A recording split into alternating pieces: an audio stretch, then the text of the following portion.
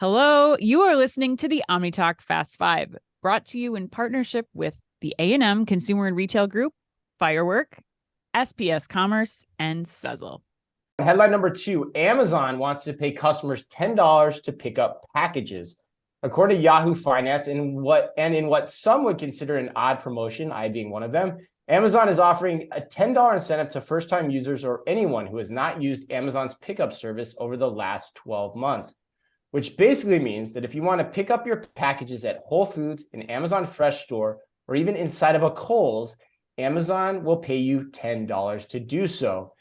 Dave Ritter, what do you think of this promotion? Would you have advised Amazon to take this approach? I actually like this approach. You do. One thing that you didn't add is this is in Los Angeles, so I think that adds a slight nuance. Oh, right, great. So obviously, the cost of end-to-end fulfillment and delivery to the end customer has gone up.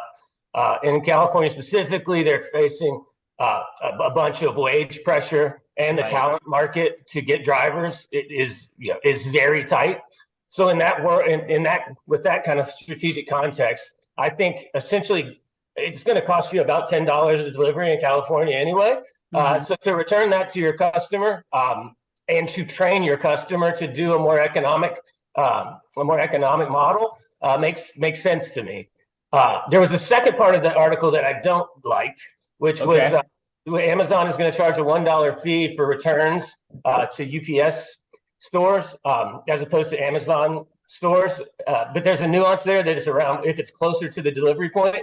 I think that policy is very confusing and not very customer centric. And to be honest, usually a carrot works better than a stick with a customer. So, I understand that returns are a big problem, but the fee rather than the carrot makes it. I don't know that that's a very smart customer centric move.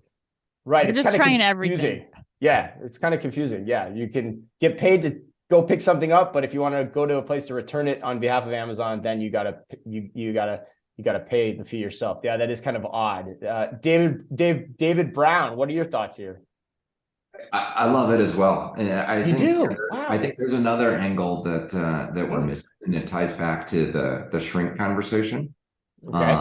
I mean, if you actually go pick up a package yourself, right, it eliminates the whole concept of porch pirates. Right. And so it's just yet another way to eliminate shrink by not having to have a UPS driver or whoever, an Amazon Prime driver, drop it off, somebody steal it, and then go through that whole process, which not only affects shrink, affects customer service, all of those type of things. So if you get it yourself, you've taken responsibility for it.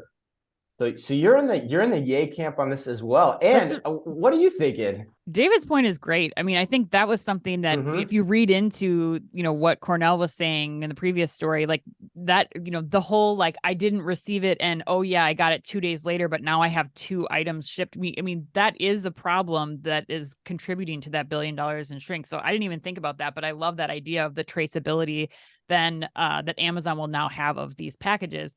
But I think, what Dave Ritter said in the beginning is right. Like, Amazon is using this to retrain us. We have to be retrained. And it's not just Amazon. We're seeing fees for returns and changes to this, shipping time, to returns processes from, J. Crew, Zara, H&M, and now Amazon is doing this too with, training us on how and when we can expect delivery, returns, that process to evolve, and it's not going to be what we're used to. So I think this is a smart play to get people into this new kind of method of thinking of, especially in urban areas. Like, I'm going to go to the grocery store and I'm going to pick up my Amazon stuff that same day.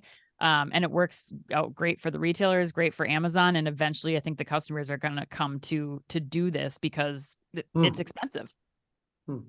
That's it. See, excuse me. That's the other side, Chris. Yeah, right. I mean, I think conceptually, I like it on its surface, but I don't think it's going to work. That's my key here. Like, my key point here is because I think it highlights what Amazon's biggest weakness is that it doesn't have a physical location where you go to get things done. That's not a part. That's not in the mind of the consumer. Like, when you go and shop on Amazon, you're like, hey, I'm going to go there because I want this delivered to my house. It's like kind of goes part and parcel with shopping there. And today, and David Brown, to your point, like if I'm concerned about porch piracy, I'm probably going to Amazon to pick up my packages already. So the incentive isn't going to do anything to spur new behavior. And so, you contrast that with like a place like a Walmart or a Target, like a Home Depot, the places we've already talked about where people are going to get things done. I feel like this type of behavior is going to naturally happen with that consumer base. Amazon, you're shopping Amazon, you're not thinking that way as a consumer. That's why I just don't think this is going to work in the long run. And it highlights what is, becoming a glaring strategic weakness for them. And the fact that, physicality for Amazon just isn't part of our equation as consumers yet, though. Chris, I think that's the big purpose. Like, is this $10 incentive going to work? I don't know, but I think we just don't have it yet. I think as Amazon starts to expand their footprint of these types of pickup lockers, it's not just going to be one Amazon pickup locker in the middle of nowhere. It's going to be at some of the grocery stores. It's going to be at the gyms, like these places that you're having these repeat visits to outside of Target and Walmart. I think there's the potential. And what's the harm in trying out a $10 credit for people to, there's nothing wrong with that. They can at least see if they get any adoption from it and which areas of the country they are seeing more adoption. Yeah, fair point. I mean, they're great at experimenting.